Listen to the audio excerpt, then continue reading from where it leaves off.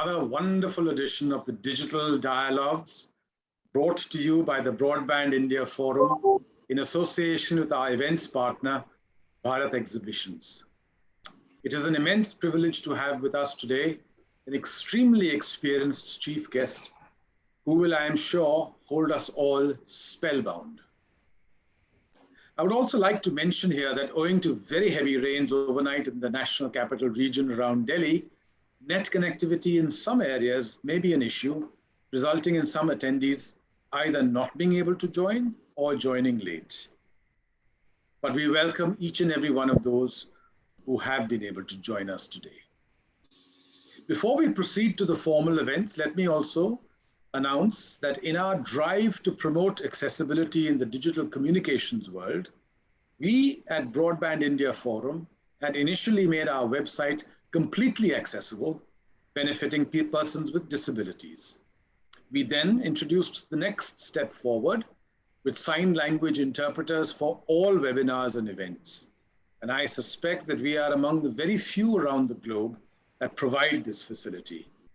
It gives me, therefore, great pleasure to welcome today Dr. Renuka Rameshan, the President of the Association of Sign Language Interpreters of India, and her colleague, Mr. Saurabh Roy Chowdhury, who will both combined do the interpretation for this important event.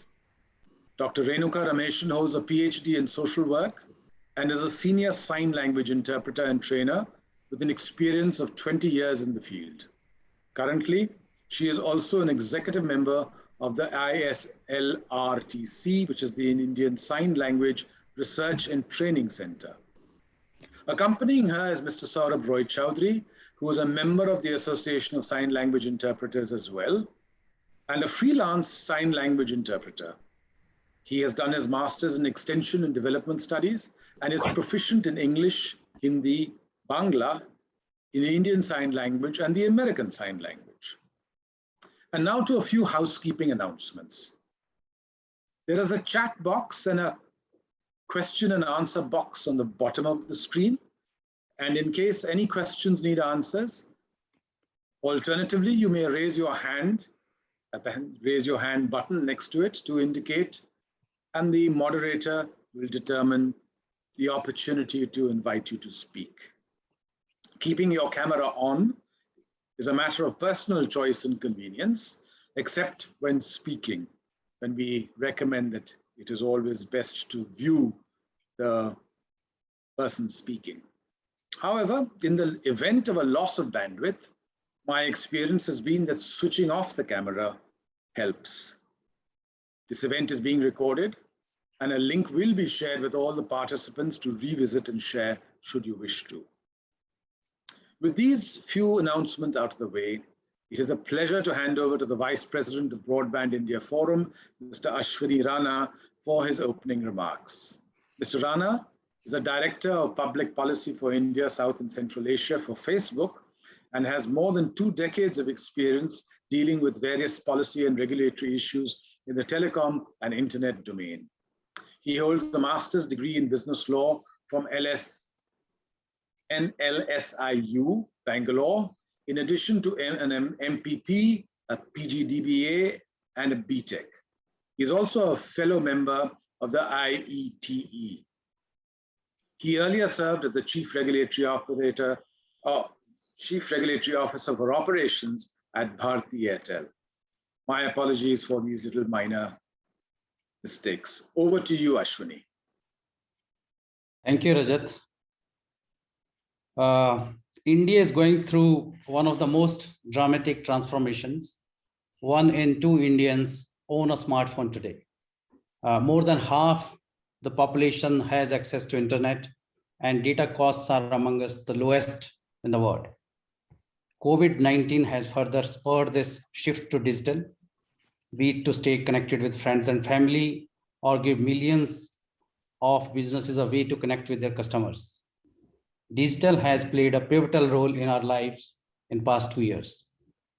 We will also see some new technologies play a defining role in shaping the future of country, be it 5G that will propel an even more connected world, distributed ledger technologies such as blockchain, offering unparalleled security, transparency, and efficiency, or immersive technologies like AR, VR that will bridge the gap between in-person and virtual experiences. New technologies can fundamentally change the course of industries and our lives.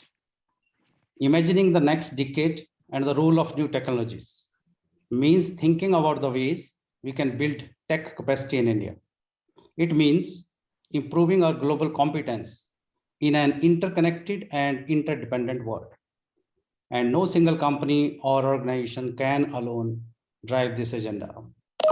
Today, I'm extremely honored to share the virtual dais with Dr. Short, Shri T.K. Paul, Shri G.S. Deepak, Shri R.K. Pathak, and Mr. Sanu De Lima, besides my colleagues from BIF, President T.V. Ramachandran, Parakar, Satyan Gupta, and Rajat Mukherjee. We have some exciting talks to follow. So without taking much time, I would like to extend a warm welcome to everyone in the audience and pass it to you, Arun. Thank you. Thank you, Ashwini, for that opening note. This is Mr. Sanu De Lima, who is our next speaker, is unfortunately unable to join us from England. He's the Deputy Director, Trade South Asia Department for International Trade, Government of UK. But we are very fortunate to have with us Mr. K.T. Rajan, who's the Cluster Head Technology and Innovation in India, he's also Deputy Head of Mission Department for International Trade for the British Deputy High Commission. I request Mr. Rajan if he could say a few words in place of Mr. De Lima. Mr. Rajan, please.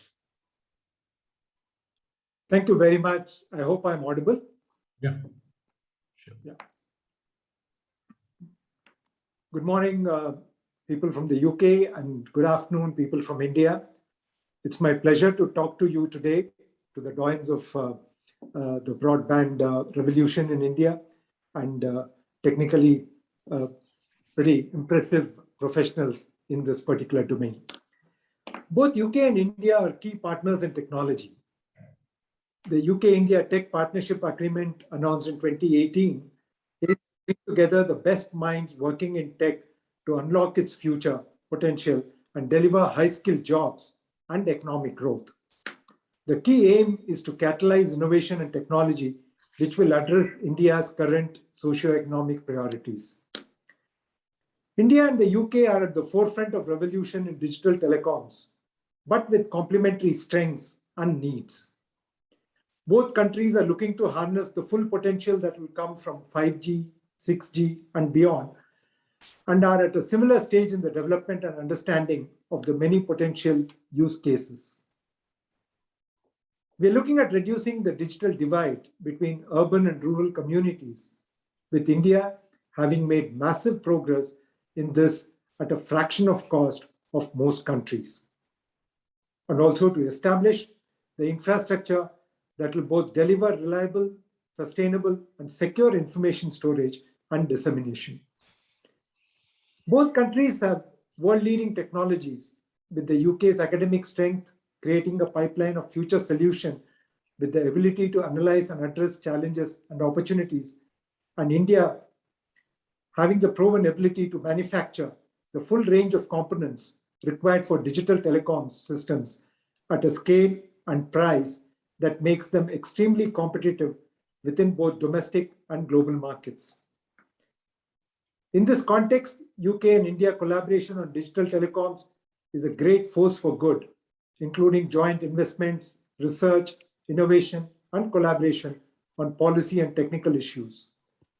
We work together at national, state, and city level for the benefit of all. UK is a leader in the digital sector. The digital sector contributed about 150 billion to UK economy, expressed in the current prices, even as late as 2018.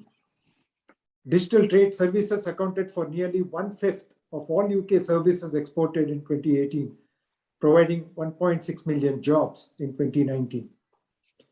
The UK now is home to 100 tech unicorn companies and 12 decacorns, which is more than 10 billion, of valuation.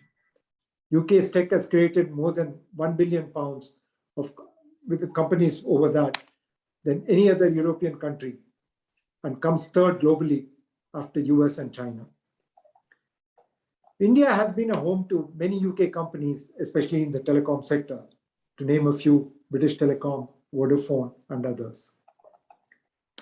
As a way forward, UK's Department of Digital Culture, Media, Sports, DCMS, and India's Ministry of Communications have signed an MOU recently to strengthen the bilateral cooperation and mutual understanding in the field of telecommunication, information, and communication technologies. The MOU is also aiming for enhanced scope of cooperation and opportunities for both the countries. During the virtual meet of Prime Minister Modi and Prime Minister Johnson, as late as end of April 2021, they've agreed on a common vision for a new transformational, comprehensive strategic partnership between the UK and India. It's termed as a 2030 vision. India and the UK are committed to a partnership that will deliver for both countries. The vision is for revitalizing dynamic connections between our people, re-energize trade, investment, and technological collaboration that improves the lives and livelihoods of our citizens, to enhance defense and security cooperation that brings in a more secure Indian Ocean region and Indo-Pacific and India-UK relationship. We at the Department of International Trade look at supporting UK companies coming into India and also Indian companies going over to the UK. As a part of the High Commission, which is headquarters in Delhi, we have regional centers of deputy high commissions at places like Mumbai, Bangalore, Hyderabad, Chennai, Ahmedabad, Chandigarh. Our groups are available across the country, and there are DIT representatives in most of these missions. As an invitation for Indian companies looking at overseas, or for UK companies looking at coming into India, we would be most happy to collaborate and support in any form that we can, and look at enhancing UK and India trade. With these few words, let me extend a hearty welcome to everybody on the panel, and look forward to a very interesting session coming along. Thank you very much. Thank you, Mr. Rajan, for a very interesting and informative address. With that, I invite Mr. T.K. Paul, special guest of honor, for addressing the audience. Mr. T.K. Paul is Member Technology Department of Telecommunications, a 1982 batch ITS officer. He has a career spanning over 3 decades, wherein he has served in various capacities in the DoT, including important positions in the Telecom Enforcement Resource and Monitoring Cell of DoT and in BSNL, and as Director General Telecom. A management graduate from MDI Gurgaon, he is well conversant in all the activities of DoT, as well as in licensing, security, the National Broadband Mission, disaster management, besides a lot of other very important tasks. And he is responsible for the implementation part of DoT policies in the field. Mr. T.K. Paul, please. A very good morning, good afternoon, and good evening to all our participants, depending upon the time zone you are participating from. It is indeed my pleasure to participate in this special session of the Digital Dialogue organized by BIF, and a privilege to be able to listen to the expert views of Dr. Mike Short, Chief Scientific Advisor, Department of International Trade, Government of UK, on the vital subject of building the digital economy, opportunity for growth and partnership. As you all know, India is in the process of rapid accelerating the digital infrastructure in a holistic manner, so as to achieve the Honorable PM's vision of a digital India, broadband for all, and achieve the NDCP targets for inclusive digital growth of the nation. All the aforementioned visions and targets would converge to help achieve our goal of making India a digital economy worth $1 trillion by 2025. India is witnessing a strategic shift towards digitization and digitalization and major trends in its implementation and uptake. The government has introduced several initiatives in the past few years to encourage and facilitate growth and uptake of digital services for public benefit in an inclusive manner. The success of GEM Trinity, that is Jan Dhan, Aadhaar and Mobile, has been a case study by India for other nations to follow. India is witnessing the Pradhan Mantri Jan Dhan Yojana has turned a new chapter in the financial inclusion in India with the creation of bank accounts to provide subsidies by way of direct benefit transfers to the beneficiaries. The total number of such bank accounts has reached over 420 million, with deposit amounting to INR 1440 billion or so. It is even more heartening to note that more than half of these Pradhan Mantri Jan Dhan Yojana beneficiaries are women. The introduction of Aadhaar by UIDAI set another global precedent in the scale of digitization and inclusion. The implementation of Aadhaar and enrollment of drive conducted for it for a vast Indian population in itself a milestone achievement. As far back as the end of 2019, more than 1250 million Aadhaar cards have been issued to Indian residents, empowering almost every sixth person on this planet with a credible digital identity and providing access to more than 252 welfare schemes of government, including LPG, Pahal, pension, scholarship, midday meal, etc.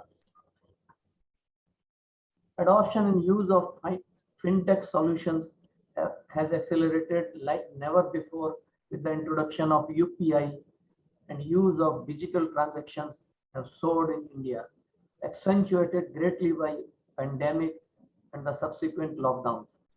People have started using e-wallets and digital payment platforms in a steadily growing trend, and the transaction values are also increasing gradually.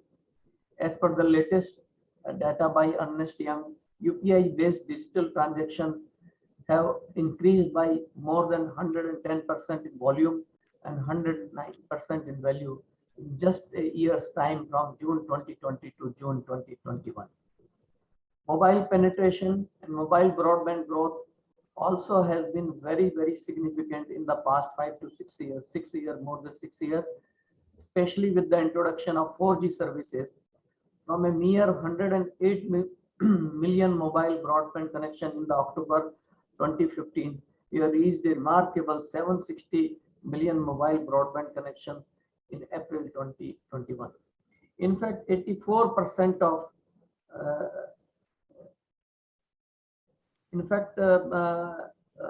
98% of 4G coverage is available all over.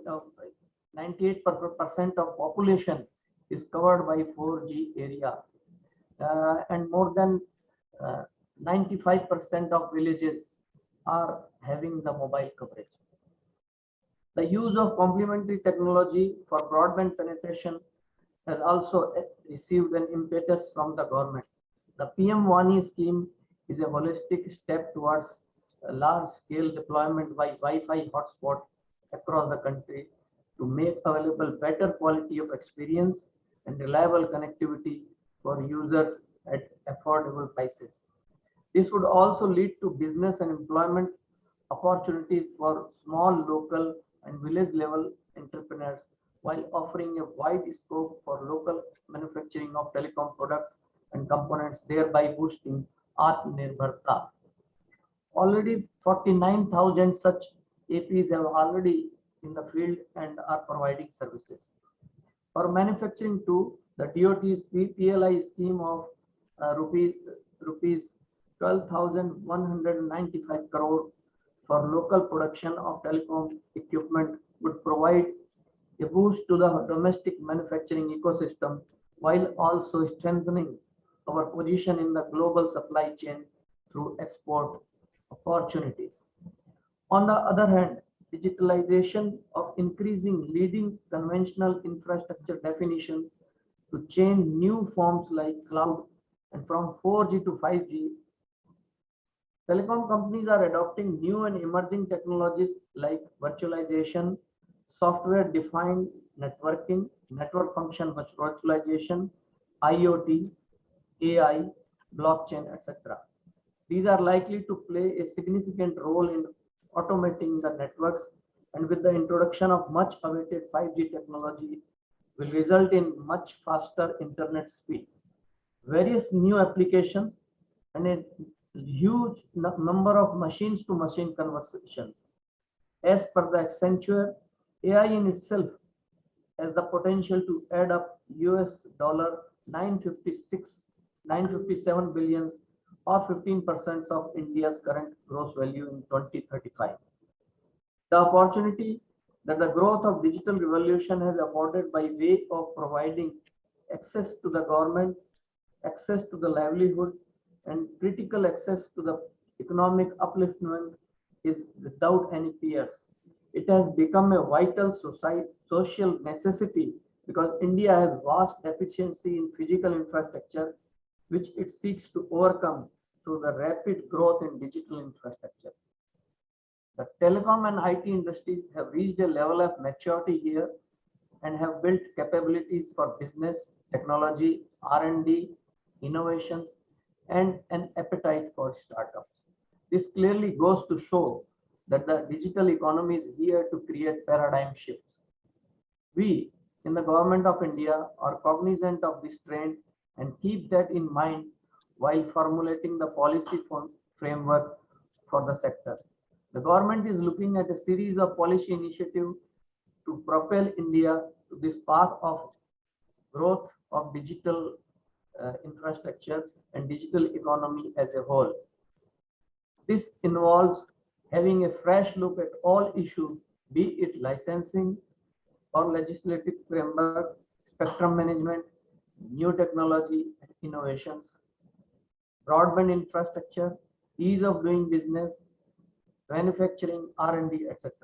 We shall continue to strive to provide an enabling and progressive policy environment for the digital communication sector to continue to thrive and add value to the nation's economy and socio-economic prosperity. With these few words, I would like to conclude. Thank you very much for giving me this opportunity. Thank you once again. Thank you, sir. That was very interesting. And I must say the government has taken some excellent steps to improve digital empowerment in India. Thank you, sir. We look forward to further empowerment in the future, so with new technologies coming up. And with that, I introduce our next speaker. I'm honored to introduce Shri J.S. Deepak, former ambassador to WTO Geneva and former secretary DOT. A 1982 batch IAS officer from the Uttar Pradesh cadre, he is credited with successfully conducting the first ever e-auction for spectrum in 2010. During his earlier stint in the Commerce Ministry, he was India's chief negotiator at WTO and for the RCEP agreement. He also served as CMD SDC of India and has been a member of the board of directors of BSNL and MTNL. He has also worked as a consultant with the policy project, Washington, DC. Sir, I leave the floor to you, sir. Thank you. Good afternoon, ladies and gentlemen. My thanks to the Broadband India Forum for inviting me to participate in this session on building the digital economy. The presence of a luminary like Dr. Michael Schott in our midst at this session makes it indeed a special pleasure and privilege for me.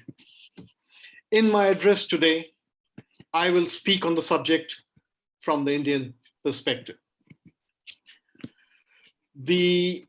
Let me start by looking at some of the salient features of the digital economy. The first is its huge size. As per UNCTAD, the size of the digital economy is about $29 trillion US, and it accounts for about 30% of global GDP. The second distinguishing feature is that it is growing at a frantic pace of about 20% per year, and data is its lifeblood. The amount of data being generated globally is mind-boggling. It is estimated that the data generated in 2019 and 20 alone was more than all the data generated since the advent of computers. The way this data is owned, shared, and used to derive artificial intelligence from it, and the way it is monetized will determine who gains leadership of the tech world in Industry 4.0. Therefore, no country can neglect this sector, and rule-making organizations like the World Trade Organization have to make rules to regulate the digital trade and economy, either multilaterally or plurilaterally.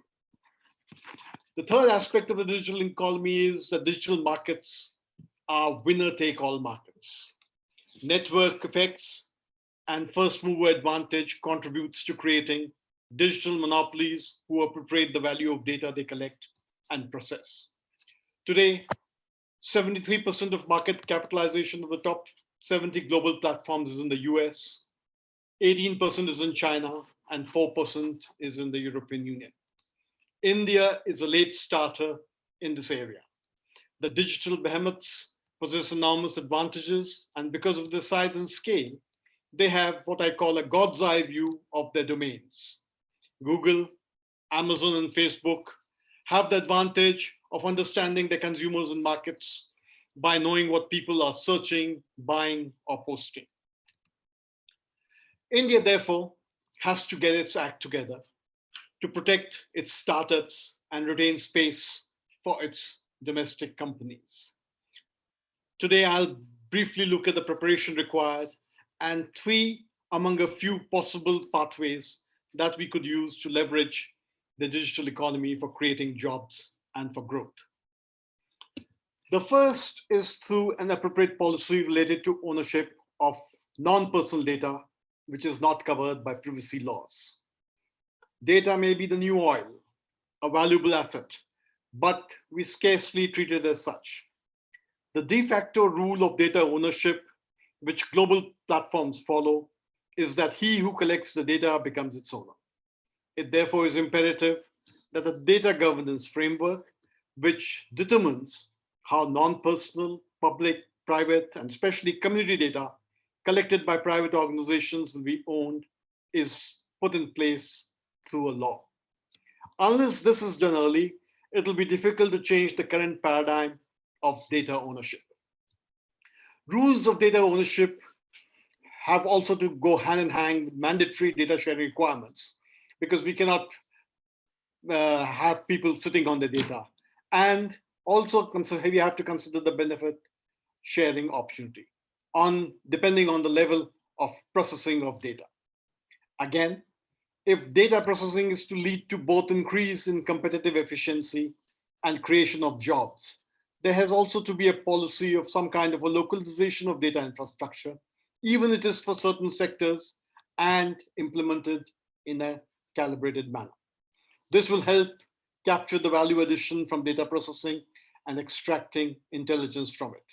This could be a large opportunity, as the artificial intelligence domain is expected to grow to a mammoth $2.6 trillion by 2030. Even more fundamental, perhaps, is the need to develop data infrastructure to address the digital divide in India. Almost 700 million Indians, especially those in the shadow of life, the poor, the marginalized, and the needy, do not have access to high-speed broadband that many of us take for granted. They are thus deprived the huge array of benefits this technology unleashes and places literally at our fingertips. And this tragedy will continue to unfold till access to broadband and all its advantages becomes ubiquitous. The pandemic has further highlighted this gap, as we see that only 15% of government schools, which teach 100 million children, have broadband connectivity and all that it means for online education. Addressing this digital divide requires special and focused efforts of government. We need to realize that there can be nothing more unequal than the equal treatment of unequals. This strategy will require large investment of the order of $10 billion every year in digital infrastructure. This could be the second pathway of leveraging the digital economy. We must accept that the Universal Service Obligation Fund of the Department of Telecom alone is inadequate to finance this expenditure. The establishment of a broadband infrastructure fund with a corpus from private, multilateral, and government sources, including spectrum auction revenues, is a must. Our telecom sector today is in poor financial health. Thus, the government has a special responsibility to pitch in big time, as has been done by all large economies that are digitally advanced, including the UK. This will call for forging partnerships with the multilateral and private sectors on a global scale. Further, to design and execute digital highways and their rural branches, an implementation mechanism needs to be set up, which is accountable for quality, timeliness, and sustainability, an approach that seems to have served the Indian roads sector very well. Third, along with investing big and operating smart, the government also needs to simplify regulations to speed up infrastructure deployment. Delays in getting right-of-way permissions for fiber network rollout has adversely impacted many projects. The right-of-way rules promulgated in 2016 were a useful first step, but the implementation has been patchy at the state level and even in some federal government departments. As a first step, ROW permissions must be given in a transparent and time-bound manner as provided for in the rules with uniform standards for restoration charges. In the next step, a common duct policy for all infrastructure to avoid repeated digging, the requirement of cable ducts in buildings to make them eligible for completion certificates, and a system of single window for approvals must be adopted. The Broadband India Forum and a number of other organizations are doing commendable work to make this happen. To conclude, ladies and gentlemen, the digital economy offers big opportunities for growth and development. To be able to avail these, we need to prepare by putting in place appropriate laws and regulations, upgrading our infrastructure, and sorting out our implementation processes quickly. As a matter of fact, we should have already done this. The best time for doing so may have been 10 years back, but the second best time is now, and tomorrow may be too late. Thank you. Thank you for your patience. Sir, thank you for a very thought-provoking address, providing a perspective for the way forward. With that, I request our President, Mr. T.V. Ramachandran, to introduce our chief guest, Dr. Mike Short. Sir. Thank you, Arun. Eminent panelists, ladies and gentlemen, it's indeed a great privilege and pleasure to have this opportunity to introduce to you all our chief guest, Dr. Mike Short, Chief Scientific Advisor for the Department for International Trade, Government of the UK. I feel especially delighted, ladies and gentlemen, because I had the good fortune to meet Dr. Short as far back as 1995, when he was chairman of the GSM, Global GSM MOU Association. And he introduced India to GSM, in effect, because he made India an independent interest group of GSM MOU Association. Dr. Short is one of the great pioneers in the development of GSM and was closely involved in the development of and growth of 2G, 3G, 4G, and 5G. I have learned personally much from interacting with him, and simply observing him lead the various discussions, meetings, and GSM MOU plenaries, where much used to be debated on how to go forward in mobile communications. I'm proud to say, in fact, that he is probably my first and foremost GSM guru. And I stand committed to mobile communications, partly due to what I have learned from Mike. Mike has over 40 years of experience in electronics and telecommunications and served as Vice President of Telefonica, the parent company of O2 Mobile, the phone network in UK. and he was there for 17 years till December 2016.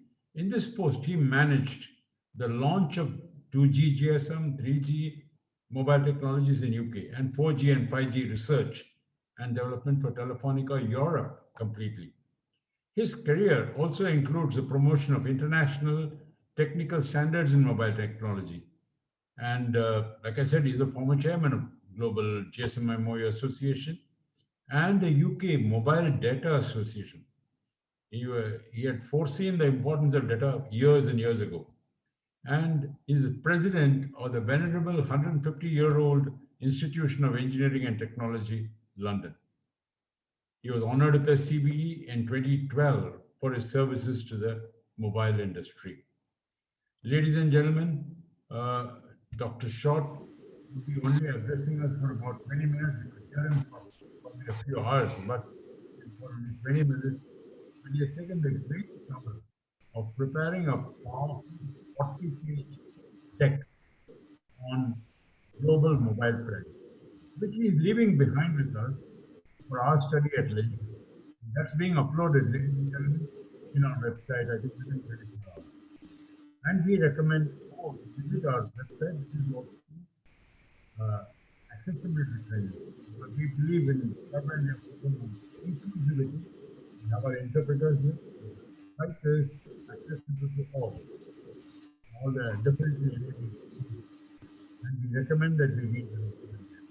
Dr. Mike Short joined the Department of International Affairs as the department's first chief scientific advisor in 2020 and continues to lead there in science and engineering. The department ensures its policies conform with the post-science, engineering, and technical advice. The advisors on the technical aspects of future trade use as BIP looks to create new arrangements following Brexit and works with the research and innovation community to boost scientific and engineering. It also sits on the Council of Innovation as part of UKRI and is a visiting professor in several universities, including Surrey, Leeds, and Southwold. Ladies and gentlemen, I will not take up any more of the time. Otherwise, going for long. I'm sure you'll be most eager to visit. And I hereby request Dr. Mike Short to give you his presentation. Over to you, Mike. Good afternoon, everybody, and thank you for that very kind introduction. It's a great honor to be in touch with you again, Mr. Ramachandran, and thank you for the great introductory remarks from the others as well. If the slides could be loaded, your end, I will start with my first slide, if that is okay. All of the slides that I'm making available clearly can be added to the website and distributed after today's event. There are several slides to cover, and as such, if I go quickly, please refer to the slides after the presentation. I'm going to draw on some of the slides that have been published by companies such as Ericsson and Samsung, and also some of the good statistics provided by the GSM Association that TV Ramachandran just referred to. Next slide, please.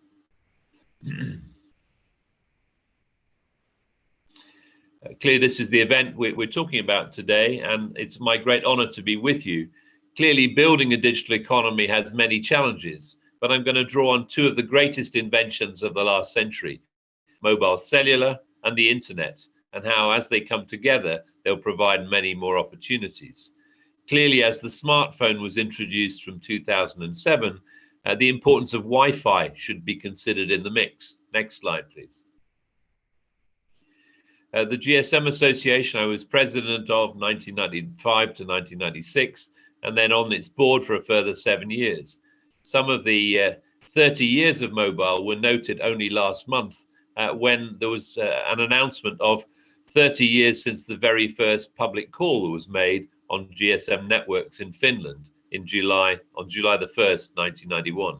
Next slide, please.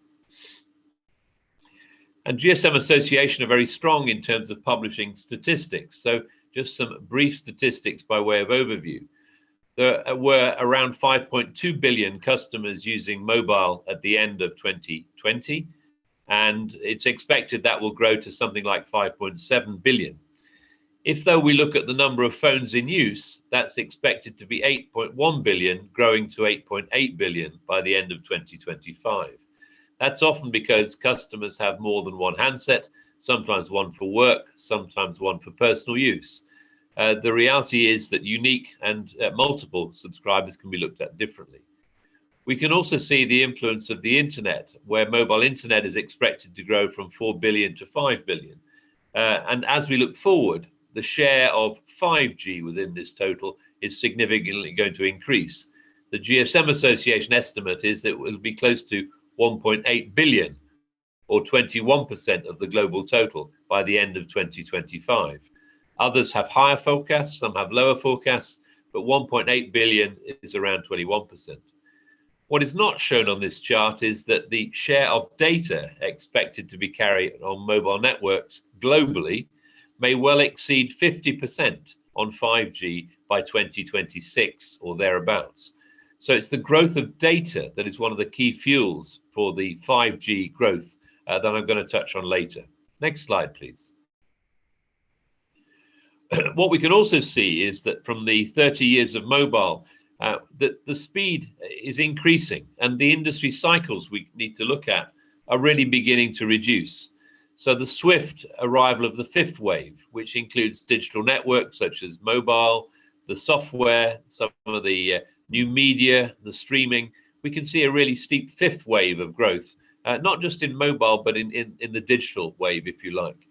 And the next wave is expected to be even faster. So to the points made earlier on, the speed of innovation is extending, and India needs to think very carefully about its role in that speed of innovation. It needs to build on its strengths in software, in scale, in its capability to do systems integration and computing. India has many strengths in this area, but needs to be part of this faster fifth to sixth wave of growth. If we look at some of the breakthroughs, they can be seen on this particular chart, where you can see the descriptors of the particular waves of innovation over the last 200 to 300 years. Next slide, please. In mobile, we've seen significant growth since the early 1980s, when 1G analog cellular was first launched in places like Japan and the USA. But really, this presentation mainly covers the digital world since GSM 2G, and it's been really the dominant mobile standard since the late 80s, early 90s. What we've seen with 3G is certainly significant growth towards the data world, and 3G gave us much better access to the internet. So mobile and the internet really came together much more fully with 3G. 4G capacity, and particularly LTE, has harnessed the additional needs of a broadband economy, offering higher speeds and higher capacity. And India is an exemplar of some of that rollout of 4G. But what we can see is that the ongoing demands for higher rates of growth, higher rates of data speed and lower latency are driving the 5G investment worldwide. And as such, we're on a journey, really, not just for 5G, but for future generations such as 6G. India will play a major part in the rollout of 5G, even if it's not fully launched today. Let me also add that the Wi-Fi roadmap and the roadmap to private networks will also play a major part. So it's no longer just the world of public mobile as we know it today. Next slide, please. We can also see that when we look to the future generations of mobile, the timelines for standardization have varied over time. Clearly, 3G took around 15 years, 4G 12, 5G 8 years. So speeding up. We don't really know what 6G will be yet. It's due to be launched in 2030, but some of the early research has started. So the expectation is it will launch around 2030. But the green area, the deployment area, is really what this talk is about. How do we deploy 5G effectively to make sure we're part of the broadband and digital economy? Next slide, please. When we look at scale, scale is a very important factor, and earlier speakers have referred to this. This particular chart looks at the rise of countries, and in particular, the green bars are some of what are called developing countries. Saudi Arabia first appeared in the top 10 countries globally based on goods, no services shown on any of these figures, because of the oil hike in prices. So they hit the top 10. But the usual top 3 have remained fairly constant for the last 30 or so years. If we look to 2020, we see China for its shipping of goods and GDP hitting the top 10 for the first time. And in the year 2010, China and South Korea notable by their elevated rankings. And in 2020, clearly China remained top of the list based on goods shipped and GDP, but also there with Hong Kong and Korea. But scale matters. Scale matters in terms of the size of the economy, and India has the scale to actually be in that top 10, but it needs to be organized strategically to be in that top 10 for goods. If services were included, the UK would be much higher in 2010 and 2020 than shown there, because the UK is a strong services economy. And India has the power to be a really strong services economy as well. It's not just about manufacturing, it's about goods and services. Next slide, please. What we also can see is that the large American platforms such as Apple, Microsoft, Amazon, and indeed Alphabet are really showing scale from an industrial point of view. And that scale is significant. We can note that, for example, if Apple were a country, it would be the 8th largest country in the world. If Microsoft were a country, it would be the 11th, and so on. Amazon and Google, representatives of the 12th and 13th countries in the world. So the importance of scale gives them significant influence in terms of R&D, influence in terms of data, influence in terms of how to shape the future economies of the world. And I think it's in that context that India has the power to shape its economy against this broader data backdrop. Next slide, please.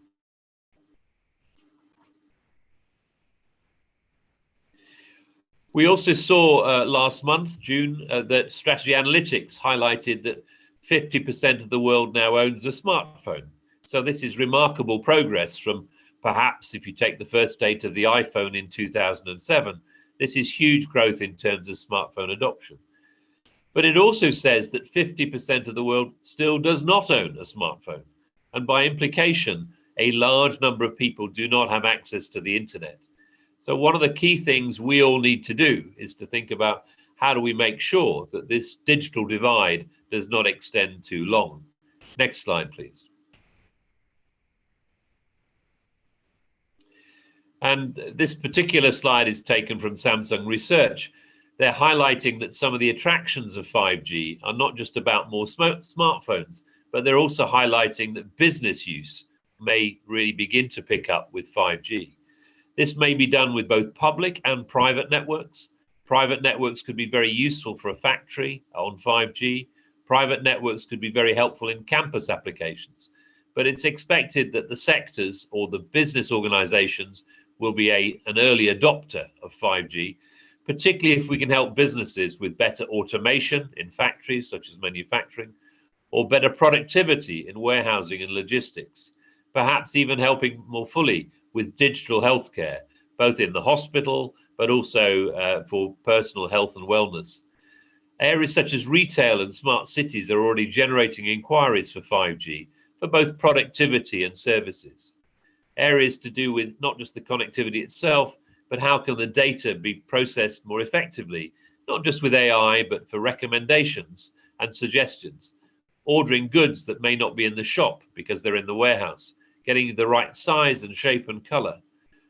Big sports and entertainment arenas are really looking at the design of 5G to make sure the sports and the entertainment are fully served at the seat as well as in the stadium. And I look forward with great pleasure to see the results of the upcoming India-England test matches next month in the UK.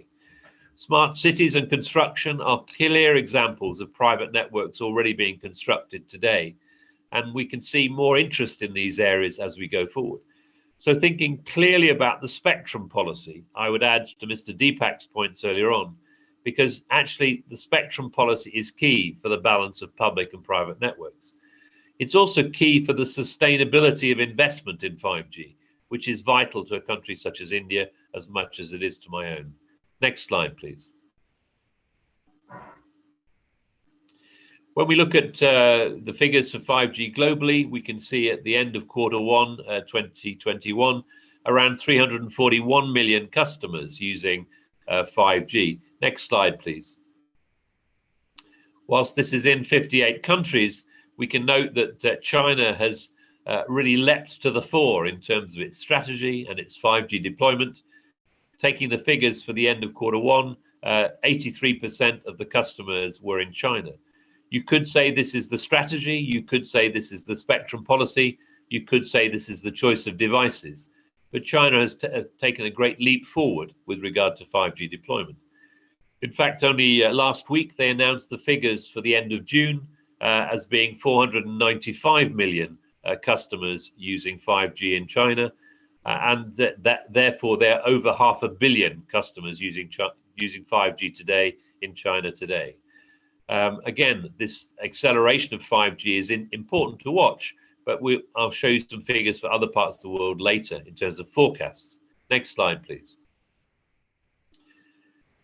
What we also see is the importance of standardization. So some countries have launched their networks on 5G pre-standardization. Standardization is very important for compatibility of equipment, but also choice of devices. Release 15 from ETSI was the key baseline for 5G, but we're seeing also the new releases of 16 and 17 adding in capability that was not in the original release. So choosing carefully what is your baseline, whether it's release 15 or higher, and then making sure it meets market needs is key. Release 18 is expected to bring in some really high-speed private network solutions and other new requirements. But we're really on a long-term roadmap to higher levels of standardization. So choosing that baseline is important. Next slide, please. What we also see taking this Ericsson report is that for their forecasts for 2016, the orange of 5G and the green of 4G really dominate by 2026. So in 2021, we can see we've got four main flavors of mobile communications. We've clearly got 2G, 3G in blue and purple respectively, and we've got the green and the orange of 4G and 5G. Over time, some networks will be switched off. We already see that 2G has had its sunset dates in the USA, and we're already seeing some talk of switching off 2G and 3G networks in some parts of the world. So planning longer term is vital, but also making sure that the spectrum can be either refarmed or repurposed is also vital in the thinking. We need long-term strategies for every country that allows the best mobile connectivity. Clearly, the Wi-Fi roadmap sits alongside this, so would add further numbers. I would also add that the Internet of Things is excluded from these numbers, so machine communications are additional to these rates of growth. Next slide, please. This slide talks really about how 5G has been largely a faster growth rate than 4G. It might seem remarkable to understand that, but they've taken the figures from 2018 to 2026, and you can see the steep slope there, and they've compared that to the 4G uptake from 2009 to 2017, which was a fast deployment rate in its own right, as you've seen in India. Next slide, please. What we also see here is that the mobile subscriptions reaching the 8.8 billion in the Ericsson forecast, but you can see it's mobile broadband and smartphone that are the key drivers of this total. There are also examples where fixed wireless access, so low mobility 5G, fixed wireless access plays a part, and they're calling that fixed broadband. In addition to that, we're going to see an increase in mobile PCs and tablet subscriptions, but the key drivers are really mobile broadband and smartphones themselves. Next slide, please. This is a more complex slide, but looks at the geography of the different mobile generations from Ericsson. And if we start on the right-hand side, we can see the orange for 5G in 2026 and the green for 4G in 2026 in North America. In other words, they're expecting very little to no 3G or 2G by 2026. In 2020, you can see North America still has significant 4G and some 3G. If If we look at other areas with a fast rollout, we can see the Gulf Cooperation Council, the Arab states, if you like, and also Western Europe. And if I take India, the figures for Southeast Asia and Oceania are shown in the middle there. I think it's your choice in India as to how fast you roll it out. But when other key countries are going rapidly towards 5G, the blend of 4G and 5G needs to be looked at together and to think how it will serve your great country as much as mine. Next slide, please. So if we look beyond networks, we can see the impact is much wider than network technology alone. The mobile camera phone was only 20 years old last year, and it's really quite remarkable what impact it's had on society. Just imagine who thought about connecting a camera to a mobile phone for things like photo sharing. Just imagine some of the pioneers like Kyocera or Sharp or Samsung as early pioneers. They've multiplied the megapixels to be over 40 megapixels or 40 million pixels in 20 short years. They've added in light sensors, flash, software, zoom, multi-lens capability. And that's probably a key step towards the delivery of things like social media. We probably would not have had social media without connected camera phones. We probably wouldn't have had personal albums or tourist albums on our handsets. We probably would not have seen citizen journalism or even some of the capability to do sensing and identity management.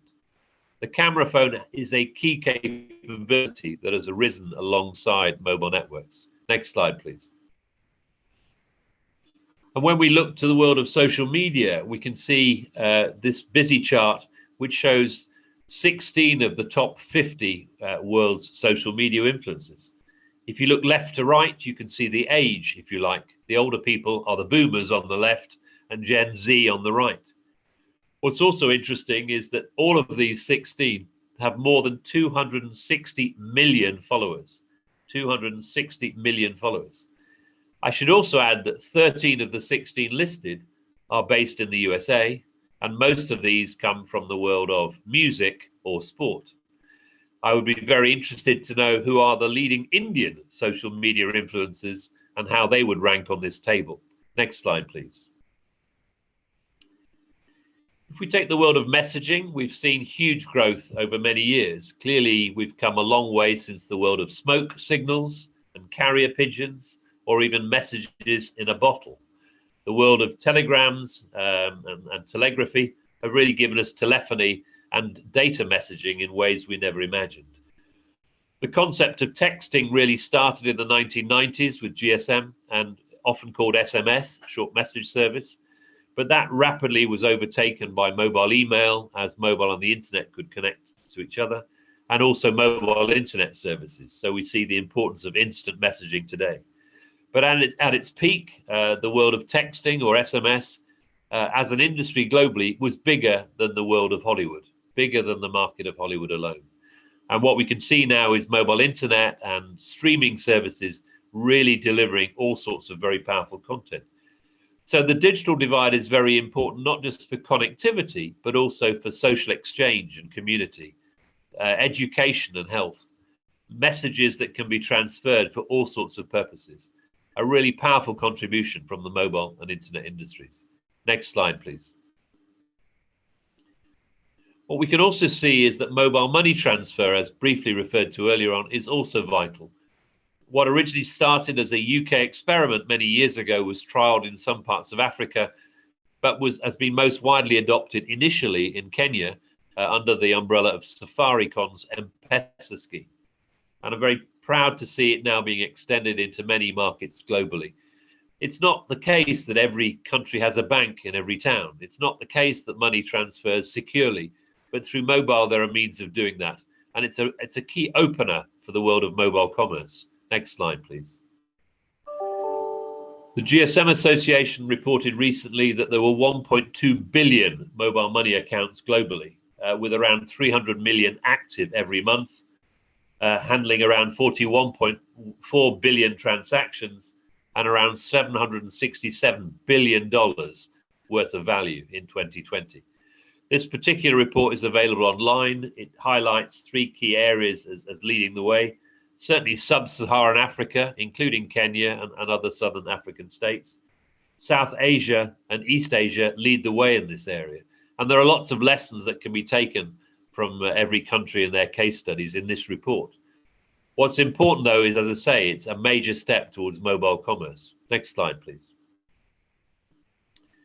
We can also see the GSM Association putting in place more security measures, such as biometrics.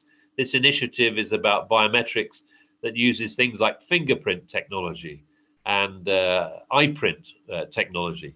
And it's very important that we think about biometrics with the messaging, with the mobile money transfer, because it needs to be handled securely. Security is key. The standards behind it are also key, but making sure it works effectively for all has to be there. Hence, biometrics for all as a campaign. Next slide, please. The internet itself has evolved significantly. This is a very busy slide, so let me just pick out a few numbers. The apps story from 2016 to 2021 has risen from 51K to 415K minutes, apps downloaded in a minute. Or emails arise from 150 million to 197 million emails in a minute globally. YouTube, 2.47 million to 4.3 million downloads in a minute. Clearly, not all YouTube videos are a minute long, but you can see the scale of growth and the significant players who are listed both in 2016 and 2021. If I take WhatsApp as well, that rose from 20.8 million to 69 million in a global minute. So think about this as an internet minute globally and imagine what it means to India as a whole. Next slide, please. So we can see that the impact of the internet is significant, and it's expected to be close to $6.4 trillion by 2024. And as the speaker referred to earlier on, it's very important to understand both the data and the growth of e-commerce in an Indian context. So I don't have numbers for India, but what we can see is that there is clearly expected high levels of global growth online as we go forward. 8% in 2024, but 14% growth this year alone. The history of the online shopping, largely from a US context, can be seen on the right-hand side there. Next slide, please. So what we can see is that we've all suffered badly from the pandemic. We all clearly suffer from resilience issues when there are monsoons, as we've heard today. But today, what we can see from the pandemic is the worlds of work, the worlds of education and schooling, the worlds of health have all changed during the pandemic. Remote access to work and education and health is part of the norm, and I think will not return to being other than normal. As a chief scientist, I've with great pride had colleagues, Chris Whitty on the left-hand side, our chief medical officer, and Sir Patrick Vallance, the government chief scientist, appearing quite regularly on television with our Prime Minister, Boris Johnson. To me, the impacts of the pandemic have been felt worldwide. We need to make sure that digital divide is addressed. Otherwise, we can't face, dare I say it, the next pandemic or the requirements of the nation. Next slide, please. It's also important to address another global challenge, which is net zero. How do we reduce the effect of climate change? The monsoons perhaps are a result of climate change.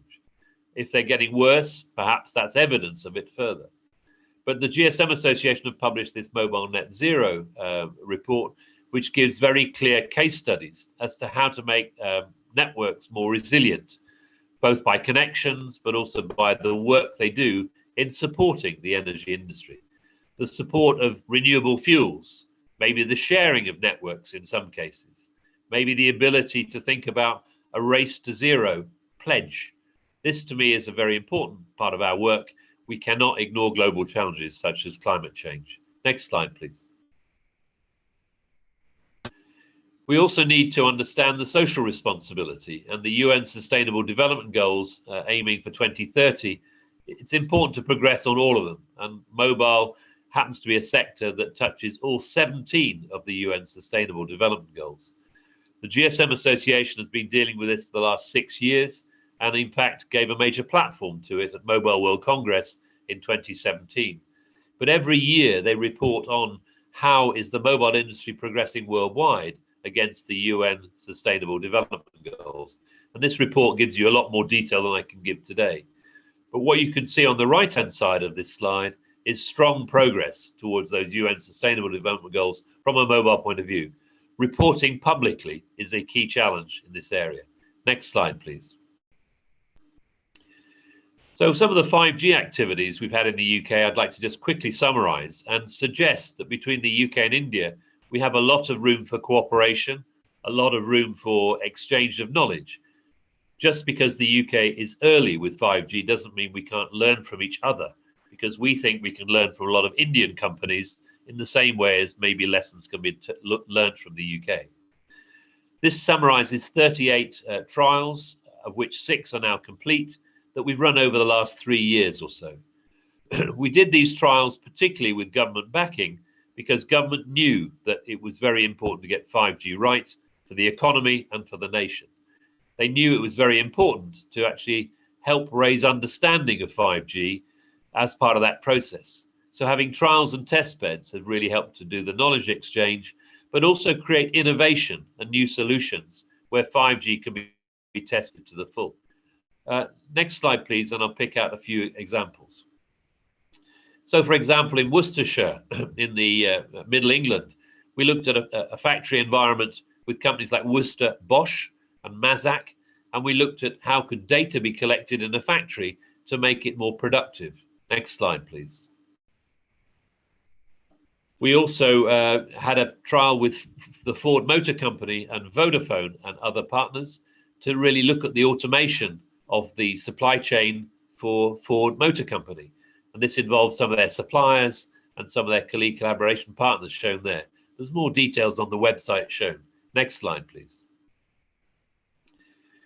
We also did a West of England trial looking at logistics around ports because 5G in a private network environment is very helpful when looking at how to make ports and logistics more dynamic and more effective and more productive.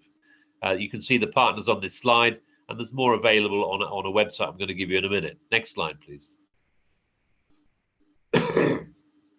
This is a major tourist attraction, which is geared towards sustainable presentations. It's called Eden. It's in the southwest of England, in a very rural area of Cornwall in the west of England. And it houses one of the largest rainforests in captivity. But they were getting issues to do with the flow of tourists and looking at identity management and ticketing. So they've actually had a 5G trial there to try and help that campus environment, again, with a private network type solution using 5G. There is more on that web link below. Next slide, please. We've also recently set up this year a diversification strategy, particularly geared towards Open RAN and Smart RAN, as we call it.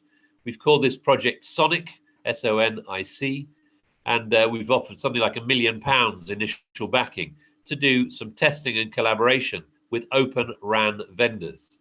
I'm very pleased that initially we've got 8 Open RAN vendors, but it's very good to facilitate interoperability testing. It's good as a showcase. It's something that some of the Indian companies may wish to see and use because it's a very open center to help look at Open RAN. I would expect we would see more experiments with cloud technology and private network technology as well, because 5G brings a lot of capability to use the cloud as well as private networks within it. Next slide, please. So these trials and test beds are supported by a 5G innovation network, and I'm on the steering board for that, and I co-chair the international committee. And this particular innovation network supports the development of these trials.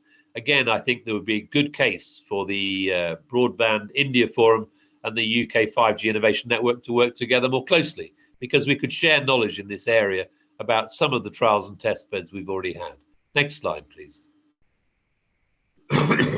You can see we've already got 4,000 registered users and 1,600 organizations are members.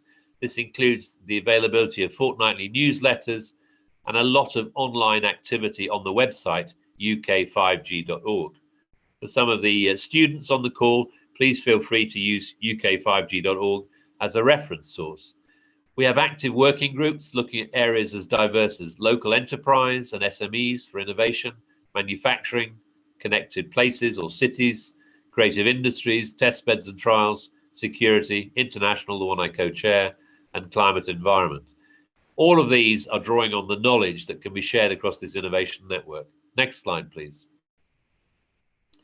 We've also got a supplier directory, which I would recommend some Indian suppliers would want to be listed in. This is a free directory. It doesn't cost you to join, but it already has, it says 134 companies on the slide, but I think it's actually 144 companies now listed. They're all 5G specialists, either in the trials and test beds or in selling this to operators already.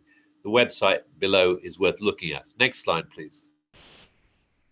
So what next? And let me draw to a close, really.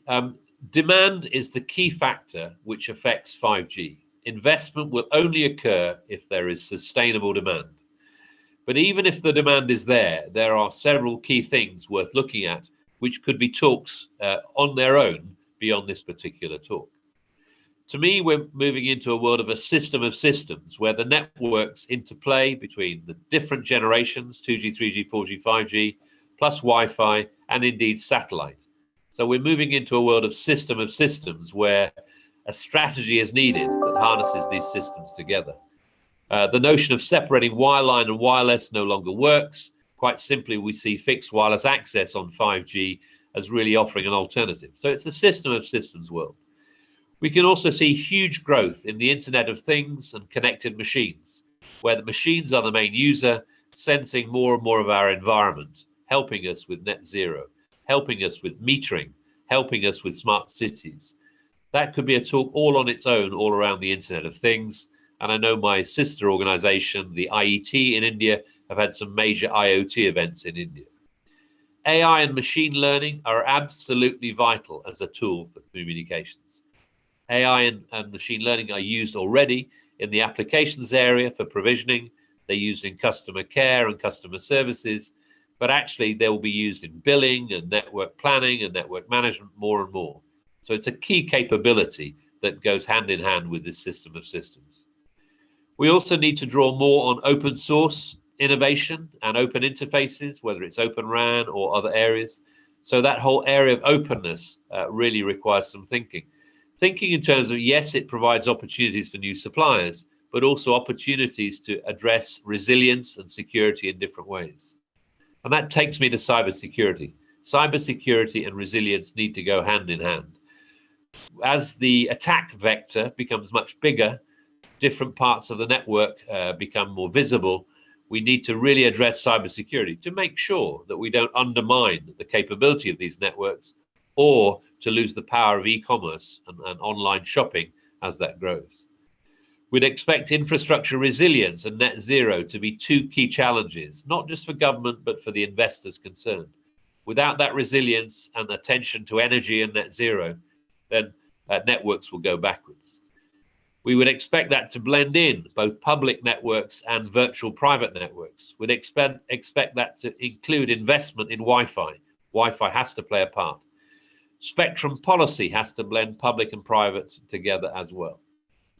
Last but not least, social goals and mobile communications are vital for us. If this is about the digital divide, we can't leave anybody disconnected. We need to allow for a multiplication of applications everywhere, anytime, anywhere. Next and last slide. If you need any more from me, I'll be happy to take any questions and answers if time allows. But if you do need any more, please feel free to contact my DIT colleague in the British High Commission in Bangalore, Merlin Picardo. The slides are all available to you because I know time is tight. It's been my great pleasure being part of this particular Broadband India Forum today. I'm sorry if I've slightly overrun due to difficulties starting at the beginning, but I hope you enjoyed the rest of the session and build on the slides that I've offered you today for better Anglo-Indian cooperation. Thank you very much. Thank you, Mike. Arun? Sir, thank you, Dr. Short. Thank you very much for a very learned presentation, sharing your experiences, especially on the 5G trials. And regarding the questions, there are some questions I noticed which have popped up in the question and answer box. And for that, I request Mr. Parag Kar, Vice President, Broadband India Forum, and also Vice President, Government Affairs for India and South Asia at Qualcomm. He has to moderate the question and answer session. He has 22 years of experience in the telecom industry and has been working closely with DOT industry bodies and telecom operators to ensure policies and regulations are aligned with international best practices and towards the realization of the benefits of global experiences in an Indian context. He has earlier served in Lucent Technologies and the Indian Railways. Mr. Parakar, please. Yeah, thanks, Arun. Because we are kind of running out of time, so what I will do, a lot of questions have popped up, and Mike, it was an excellent presentation, and I think that you have touched upon most of the questions which are being asked by the various participants, but I would like you to emphasize on certain questions and also draw attention as to how these things can be further developed in India, given the new technology like 5G is going to come, which is going to be remarkably different from the earlier technology. So let me start with the first question. The first question is being asked by Mr. Harish Krishnan from Cisco. He talks about the role of private networks for large enterprise as far as 5G is concerned. How do you see that play out globally as well as India? But I think you have already touched upon this. So what I would like you to also add as you respond, that what regulatory changes are made in other parts of the world which have facilitated the deployment of private networks. Thank you. Great question. So I've touched briefly on private networks already. From a regulatory point of view, I think the understanding by the regulators is the first point. If the understanding is there, they can see that the market is moving towards private networks that could be virtualized on the back of 5G networks. In practice, in the UK, we've had private networks since 1987, where a mobile could dial direct into a switchboard extension. And those private networks have evolved to be much richer private networks already, involving a lot more IT, so things like cloud computing and systems integration. So to me, looking at the history of private networks is your start point with understanding in mind.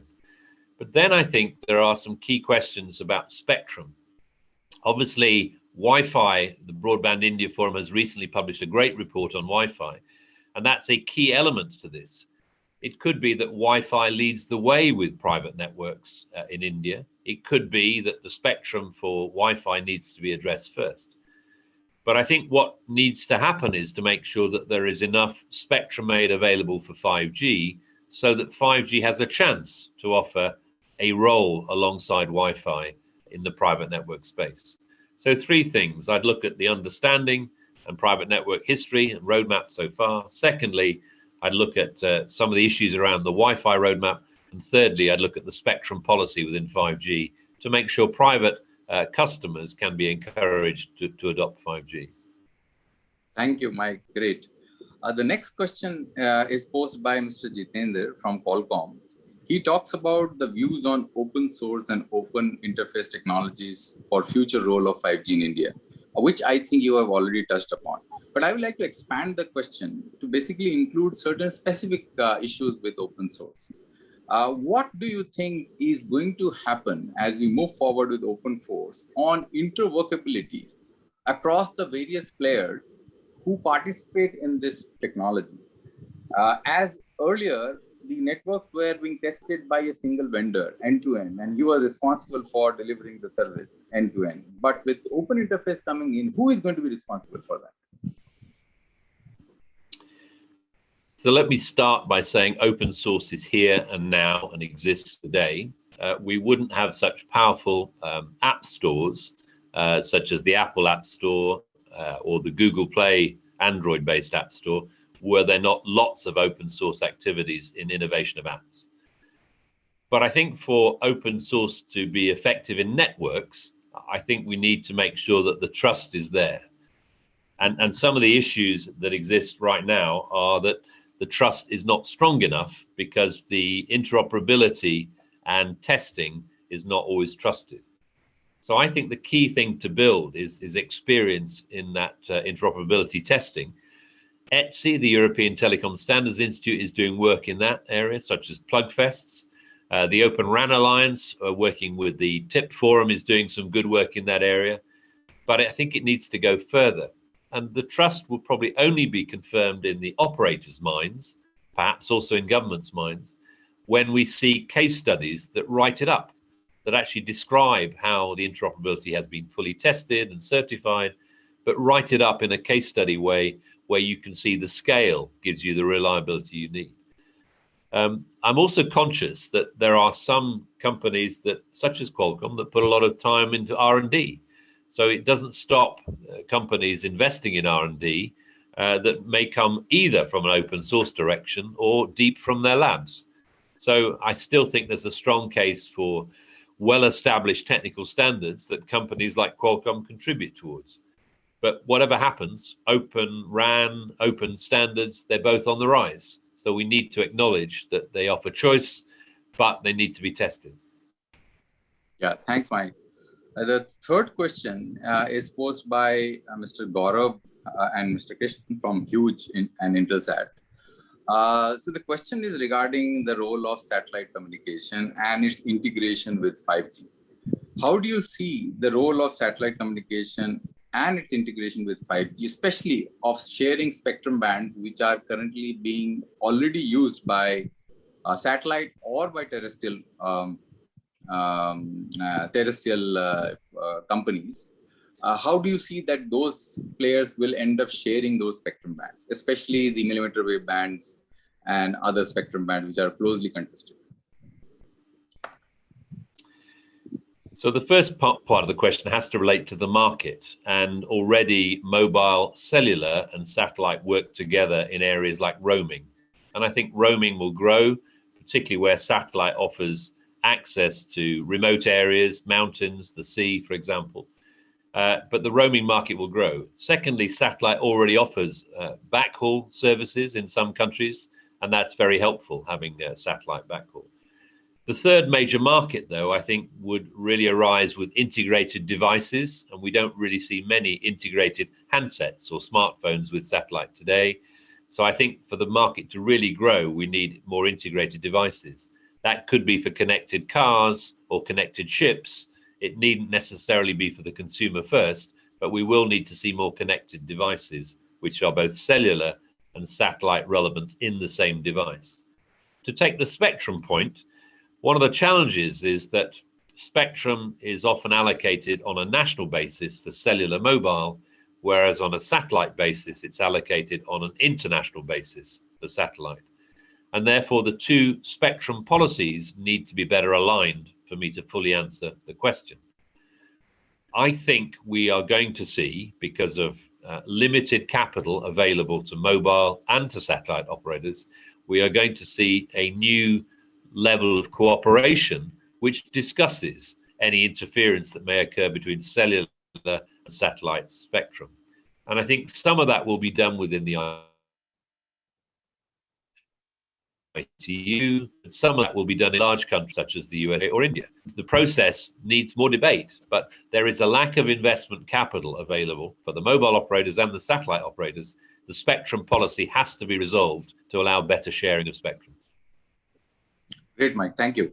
The fourth question basically talks about, is being posed by Mr. S.N. Gupta and C.S. Rao from Bluetown and QuadGen Technologies. So the question is regarding the importance of delicensing, delicensed bands. Earlier, we had two delicensed bands. One was 2.4 gigahertz and the 5 gigahertz band. And we are opening up new delicensing bands like the 6 gigahertz, the V band, and the other bands in the higher frequencies. What do you think is the role of delicensed bands being played along with the 5G, which is going to be deployed specifically in the licensed spectrum bands by the operators? I'm all in favor of more spectrum being released for the market for operators to invest with. But I think it's quite important to start with demand and to say, is the demand high enough for more spectrum to be released? My second principle would be to make sure that the spectrum bands that are released are compatible as far as possible with worldwide spectrum planning. What you do not wish to do is to find that the spectrum released in any country doesn't work well with its neighbors or does not work well with its supply chain. So my second principle is to keep as far as possible in line with international spectrum planning. But my third point is that if the demand is there and there is insufficient compatible spectrum, then it's worth going into new bands, particularly for major markets such as India. But you've really got to make sure that there is enough volume of demand to warrant going that third step. I think there's a lot that can be done within the 5G spectrum bands or by refarming some of the earlier 2G, 3G, 4G spectrum bands. I think there's a lot of capacity that's available within existing spectrum. So I would rather see the worldwide compatible bands released first before going into new bands, because you need the economies of scale that go hand in hand with the success of our industry based on mobile and the internet over the last 30 years. Right, thank you. The last question is by Mr. Mr. Rakesh Mehrotra. He actually wants to ask that, do you think that early deployment of 5G networks is essential for economic growth of countries? And what is the deployment trends of 5G in UK and in Europe?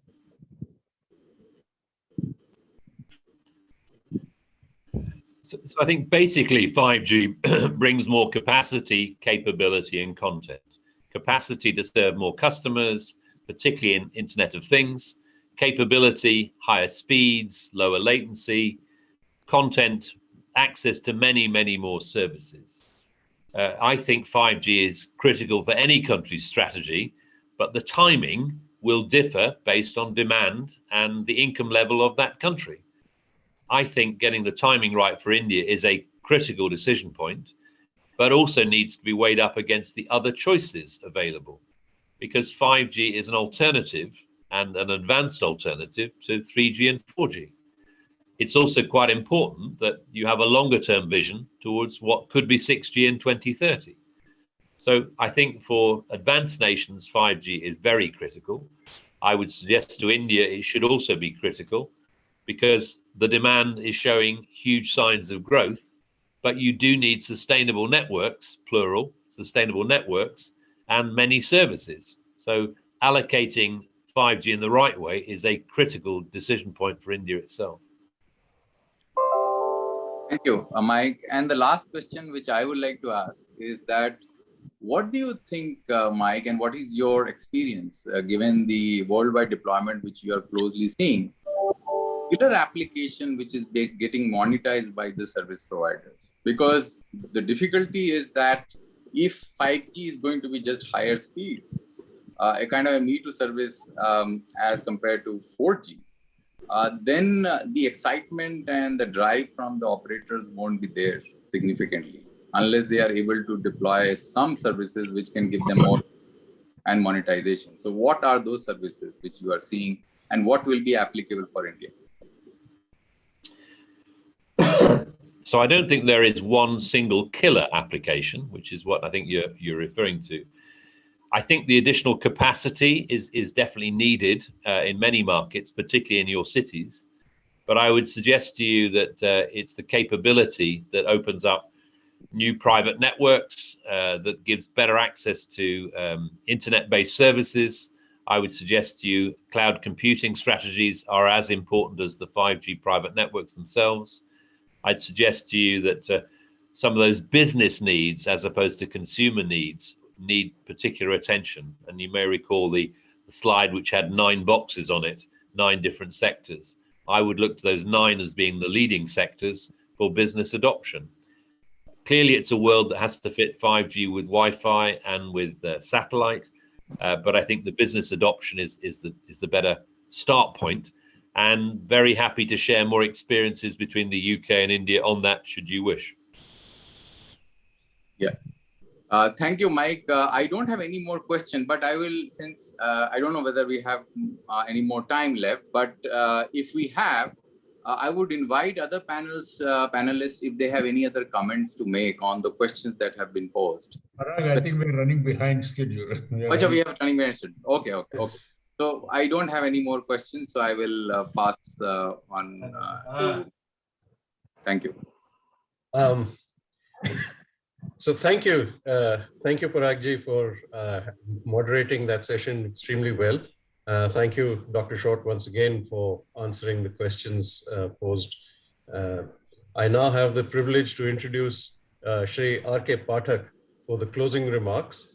Shri Pathak is the Deputy Director General International Cooperation at the Department of Telecommunications and has more than 33 years of experience in different disciplines, including entrepreneurship, standardization, test and certification, development of manufacturing of telecom equipment, and investment promotions. The nodal officer for implementation of 5G, he is presently looking after work related to WTO, economic cooperation agreements, standardization, promotion of telecom manufacturing and exports, and telecom center of excellences in India. Sir, I request you to please give your closing remarks. Thank you, Mr. Arun. Good morning to esteemed panelists from UK and good afternoon to distinguished panel from India. I feel humble and honored to provide the concluding remark to this very special session held today by BIF. Let me firstly extend a very hearty thanks to our chief guest for today's program, respected Dr. Mike Short, for sparing time from his hectic schedule and being here with us to provide his knowledge and wisdom on crucial topic, especially on the growth and proliferation of 5G, all aspects of 5G technology, and more emphasis on cooperation and knowledge sharing with India and UK, open RAN, openness, private network. And sir, we are really, I think your question and answer session will help us in bringing our own 5G ecosystem in India. And this knowledge session from renowned experts like you, sir, could not have come at a more appropriate time as we get ready to launch 5G in India. So thank you, sir. Our respect from India. And Mr. T.K. Paul, sir, the respected member technology, sir, please accept our heartfelt thanks for gracing the occasion with your presence and support and sharing your valued knowledge and guidance and taking this sector to the next level, especially your thoughts on financial inclusion with the digital economy. I would like to thank respected Mr. J.S. Deepak sir, who has been the pioneer of spectrum auction in India, and I think my mentor also, and who have initiated a number of reforms of providing his excellent input, sir. Sir, I am sure that input of data ownership, data governance framework, and investment, which is more important for any country to launch any new access services, including 5G.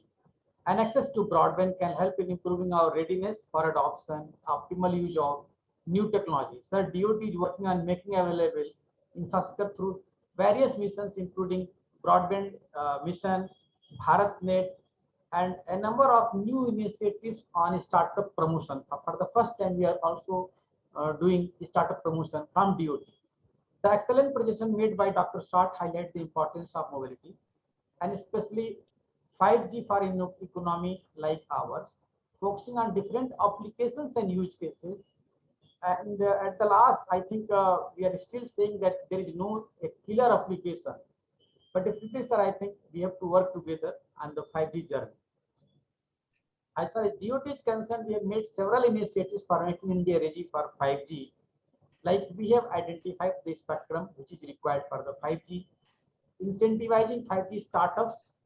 In fact, we had one 5G hackathon in which we got 1024 applications, and there are at present we are funding and working with more than 100 students, startups in 10 different economic verticals, use cases, and they will all be showcasing their technology in the ongoing 5G trials, sir. So we have also started in India the 5G trials with the foreign OEMs as well as domestically developed use cases and technologies. So this is we have already started, and we will be integrating our use cases in the ongoing trials, sir.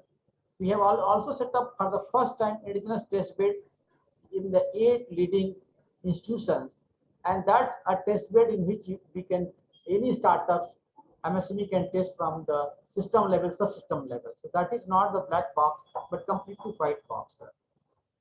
And we are working on a number of use cases in the healthcare, education, agriculture, and more important for the country like India is fintech. We are confident that 5G will stimulate an increase in overall GDP growth of the country by several times and bring value addition to the lives of both the industry and citizens of the country. The telecom sector has been the flag bearer of reforms and liberalization in our country, sir, and it can play a pivotal role in the success of Make in India initiative using the Atmanirbhar Bharat. And DOT for the first time has come up with the production link incentive scheme with about 1.7 billion to promote Make in India, and that's already being implemented to incentivize the operators, the manufacturers who will make in India for the country as well as for the globe. And we are paying more attention to the innovation and R&D that will give the much desired impetus to the domestic telecom manufacturing, enhance the success of Make in India. I think we welcome the cooperation with the startups and MSME under the India-UK forums. We are all committed and united in our endeavor to take India to the next level of digital prowess and technology progress, while also contributing to the global care cause in this process. So with these words, I would like to conclude while conveying my thanks and congratulations to the entire team of Broadband India Forum led by Mr. TV and Mr. Rajat, Mr. Arun, and entire team of Bharat Exhibition for informative and engaging session conducted today. Thank you and good day. I would like to thank organizers. Sir, thank you for your very gracious remarks and for your very informative, for the information on what has been done and what is going to be done. Thank you so much, sir. With that, I invite Mr. Satya Gupta to give the vote of thanks. Mr. Satya Gupta is the treasurer of Broadband India Forum and chairman of the board, Bluetown India. He's an international expert in NGN technologies, regulation, interconnection, and broadband with 40 plus years of experience. SNG is globally known as NGN Guru. He is the first Indian recipient of the IPv6 Hall of Fame 2009 entry by Global IPv6 Forum and also the chairman of India's IPv6 Council. He has earlier served in the Ministries of Communications and Railways, as well as in the Telecom Regulatory Authority of India. SN sir, I request you to please deliver the vote of thanks. Sir. Thank you, Arun. Good afternoon, everyone. Actually, indeed, my job is already done by our friend, Mr. R.K. Phatak ji from DOT, and I'm thankful to him. And he's a friend of Broadband India Forum as well as industry. But just as a privilege for me, I will like to propose vote of thanks on behalf of BIF to all who have made it this unique digital dialogue a great success. To start with, the thanks can never be enough, though Mr. Phatak have already done it, to offer our gratitude to Dr. Mike Short, Commander of British Empire, Chief Scientific Advisor, for his volunteerness as well as sparing his valuable time despite of his busy schedule, as was mentioned by our president, and his words of wisdom to help in building the digital economy in our great nation in partnership with the United Kingdom. Dr. Short's statesmanship, depth of knowledge, and thought leadership is lively witnessed by all of us through his lucid presentation on global mobile trends, especially the opportunity through the path-breaking technologies encompassing 5G and beyond. Dr. Short have actually given a lot of suggestion to leverage the cutting-edge technologies, digital systems, and applications, especially related to 5G standardization, impact of internet post-COVID, and also enabling work from home, as well as linkage with the UN Sustainable Development Goal and cyber security. These suggestions and knowledge have come at a time when all of us needed it badly in India. We sincerely thank you, Dr. Short, for your generous knowledge sharing as well as suggesting the way forward for further cooperation through UK industry and government support. One of our esteemed pattern member of BIF is one example of that. I also take opportunity to thank Mr. K.T. Rajan, the head of innovation and Deputy High Commissioner of British High Commission in India, for his impressive presentation and also support in making this digital dialogue possible, and their commitment for partnership in digital telecom and innovation with our members and our country. Sincere thanks are due to our special guest of honor, Mr. T.K. Paul Saab, the ITS member technology of Digital Communication Commission, for his detailed presentation on what government has been doing towards liberalization and growth of telecommunication to make it all inclusive, especially these PM Wani scheme, PLI scheme, the Jan Dhan Aadhaar mobile scheme, and all government has been doing towards making ease of doing business for all the players in the industry so that everyone is connected. So through him, we'll also like to thank Government of India, all this liberalization they have done towards the aim of removing the digital divide. We are also thankful to our honorable guest of honor, Ambassador J.S. Deepak IAS Saab, who was former Indian ambassador to WTO as well as the former secretary telecom and now chairing the industry commission on the digital infrastructure, for his real bringing everything in with the what I'll call 4S of digital economy: scale, scope, size, and speed of digital economy. And that is putting it all together. I'm, of course, thankful to Mr. Pathak, also our great friend of industry in the government, and he has done a great job already. Now, permit me to go back to home, to BIF, the great non-partisan and neutral think tank was steering by growth of broadband in the country. And we are grateful to our dynamic president and thought leader, TVR Saab, who actually shares some of the credential with our chief guest, as we have come very close, for motivating our chief guest to be here and addressing us and also answering the question despite of his other schedule actually. And that is the great thing that we like to thank the president, who has been a lighthouse for all of us in BIF. Last but not the least, let me also compliment our secretariat led by Mr. Rajat, Secretary General, and Arun to make it happen.